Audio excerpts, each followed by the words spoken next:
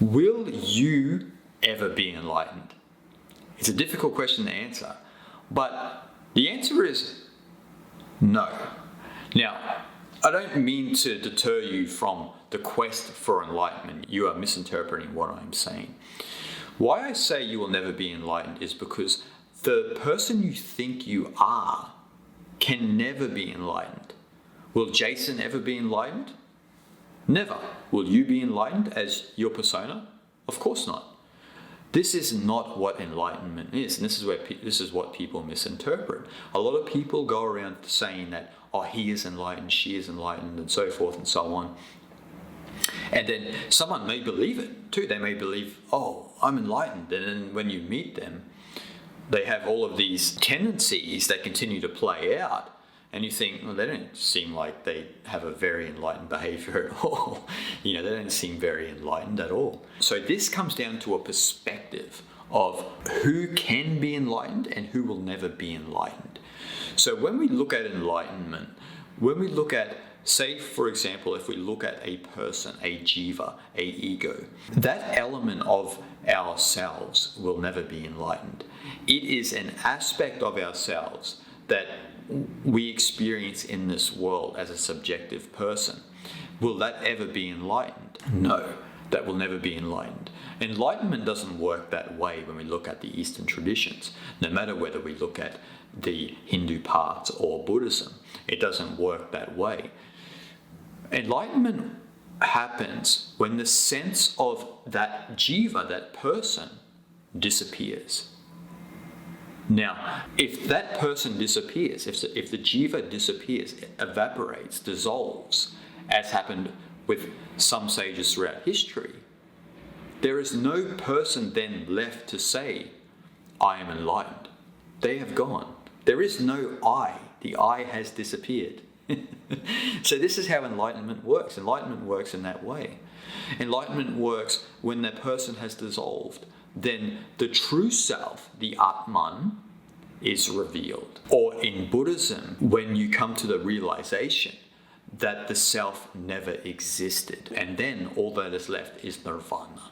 Once you realize the self was impermanent and never truly existed, it is an aspect of yourself that you identified with because of this cognitive error, that you believe that the individual is an independent reality, separate from everything else, which, as you may know, in Buddhism is a persistent illusion that we continually uphold until we realize that that self doesn't exist and is actually just connected to everything else and dependent on everything else. So this idea that we build in our mind of this person, this jiva, doesn't exist.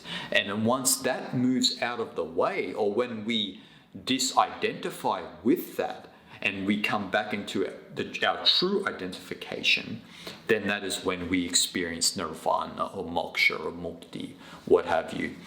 So this is what enlightenment truly is. You can never be enlightened, and I'm talking to you here as a person, from person to person.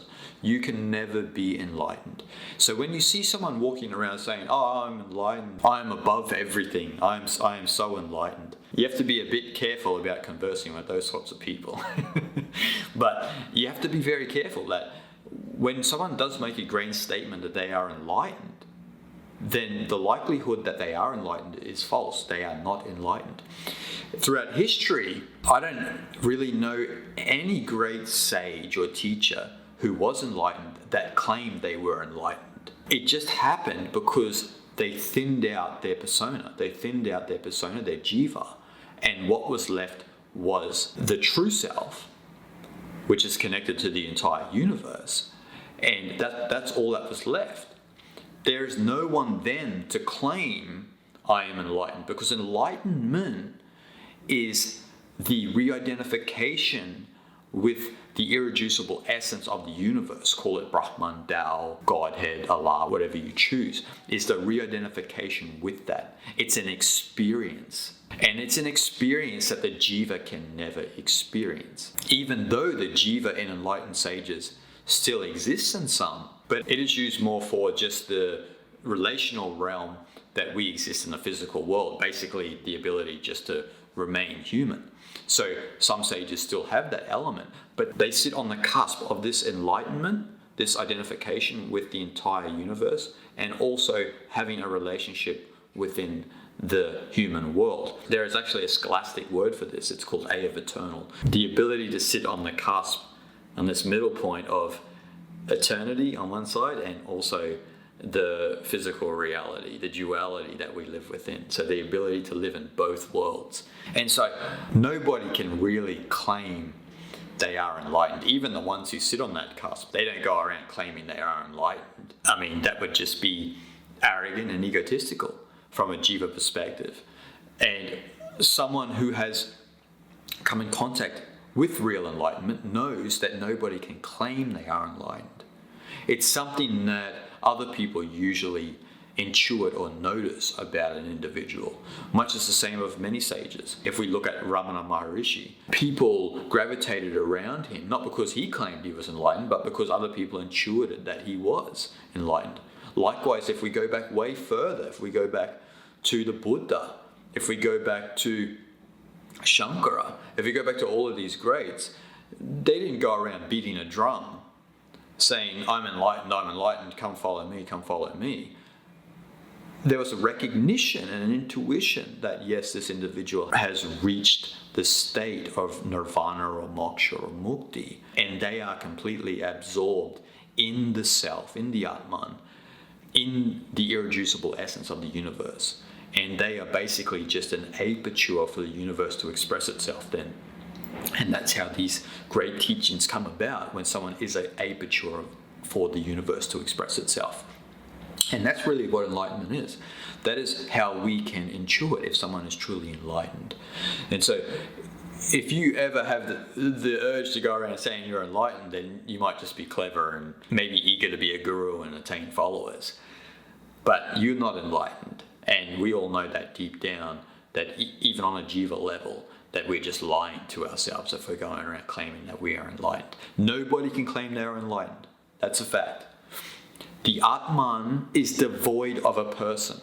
To realize the Atman is to be enlightened, is to abide in that self, the true self. And there is no subjective person from that perspective. No subjective person from that perspective. Subjectivity only comes into the equation when we identify with the jiva element of ourself, with our personality and our ego. But enlightenment actually happens when we just identify with the Atman, with the self, which is connected to the irreducible essence of the universe, the Brahman, the Tao, the Godhead. That is how enlightenment occurs. So this is why you are not enlightened, but at the same time, you are enlightened. We just need to remember or cleanse this hypnosis from ourselves. We need to cleanse this hypnosis out of the jiva, this idea that we are separate from everything else, and come back into alignment with our true and empirical oneness within. So I hope you all enjoyed this episode today. If you did, make sure you like. And if you enjoy my videos, turn on that little bell notification so you know when my next video is out. And also, definitely make sure you subscribe. I've got plenty more content coming in on the horizon.